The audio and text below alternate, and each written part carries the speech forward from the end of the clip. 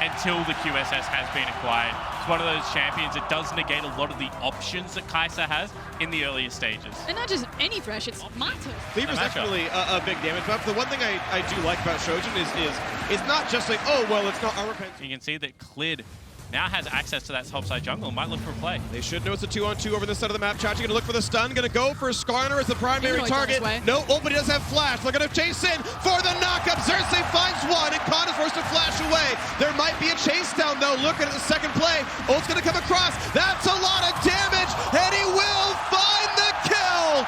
Splyce. But before then, there's an opportunity to play top. Here we go, Splyce. 3v1 has an ult, does not have flash. Xerxes gonna pull aggro, stay out of range. The CC gets layered, and there is not a way to live. It must be in the top lane. Khan no TP. Chachi has it, so that actually guarantees second Infernal is a freebie for Splyce, or at least unanswerable for Splyce. Now, top taking some damage, right? It's Khan with a lot of money, looking to get ahead in this matchup, but double Infernal is great to sit on for Splyce here. Do you think maybe they were just trying to snowball him to Shojin? Yeah, I mean, they have to be. I'm trying to theorize it. So I just think they felt like they can't fight. Nice Splyce potential for double Infernal, and I agree with Spawn. I don't think it's the best trade up, but I do think the reasons make sense. Oh, and that setup was unanswerable. Dead underneath the turret. Khan got all 5 plates in the first turret gold. Oh, that is a nicely hook. Done. It's a lot of CC, but is it enough to kill him? Teddy is gonna drop, and a stun's gonna come across on the Mata as well. That was a great setup. Norscarin did all the hard work. And showcasing why people tried to take this Nautilus away from Norscarin right there. He looks like such a different player when he is playing this comfort pick. But just a different look from the entirety of the Splyce lineup. That is decisiveness. Chachi is still looking to go in. Got it. Oh, that is another hook right on in, and Faker just can't get away. Splyce find kill after kill. The bot lane is open. They're going to claim this turret. And just like you're saying, they got the double Infernal. They pick up so many kills, punishing SKT's mistakes, and now taking this tower. And we talked about how so much gold was invested into this Renekton to get it. However, it is going to be very important that they crack this top lane turret at the same time, because if the map is big... access to the mid lane tower, and that's what they came here for. Teddy will trade for a tower across map, but this is still Splyce trading up in objectives. And that's what I was saying. As Faker, you do not want to be Third Infernal.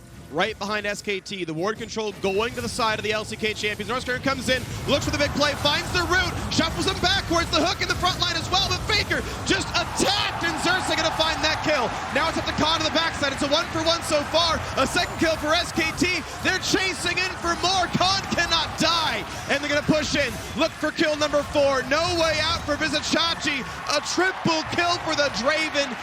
Without the tools required, that is not a winning fight for Splyce. And it was just the wrong call. You had mid lane priority. Maybe you try to force... 3/4 of a dragon difference in terms of actual stat value.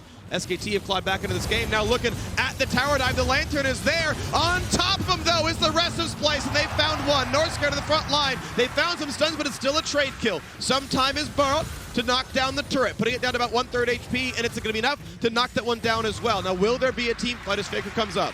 Get mid priority back, and then start the proper setup of Baron.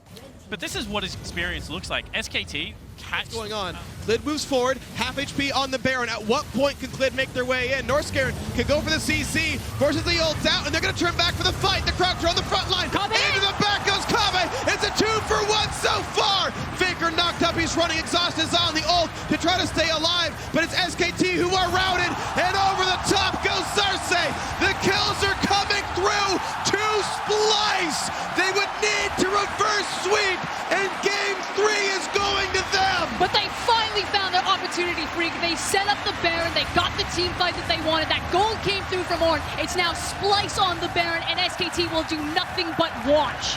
And the recognition that this was the objective where they should be fighting. This is the area they can force SKT to come.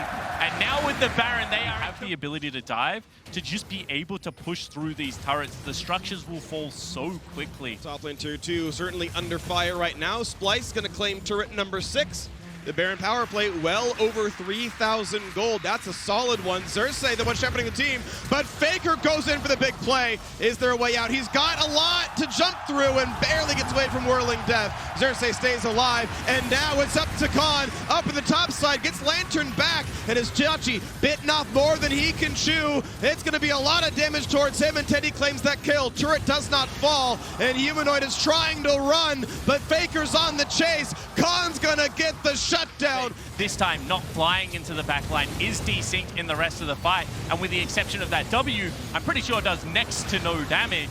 So Splyce not fighting around their strongest member. Of, you know, tankiness and magic. Oh, they're looking. They are. Clid flashes. That Zhonya's hourglass was necessary. Flashes to stay safe, and Clid cannot find the target. Kabe is doing so much in this game.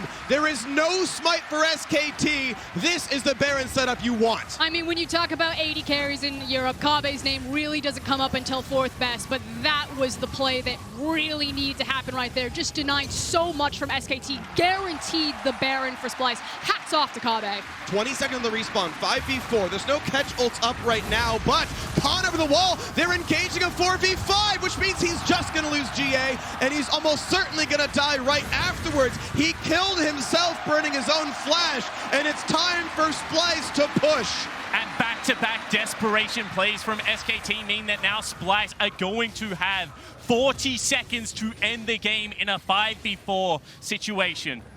The inhibitor itself is going to be free. The question is how much else they can get in the 30 seconds of 5v4 with the Baron buff. Top lane, that's an easy target. The wave's being pushed in. They try for the engage, and Clid is going to pull back one, but Chachi is very, very tanky. Pops the hourglass, gets some time, forced to flash away. Looks like he might stay alive, gets away from the hook. In comes Mata and tries to build the play. The shuffle for Faker, 5v4, and they're claiming kills 2 for 2. The fight stays alive. Can Faker though, and he's gonna jump back. The cannon minions shoot.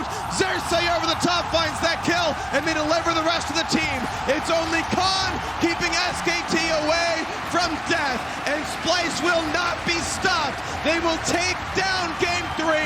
Backs against the wall. Predictions be damned. Splyce showing signs of life in this series.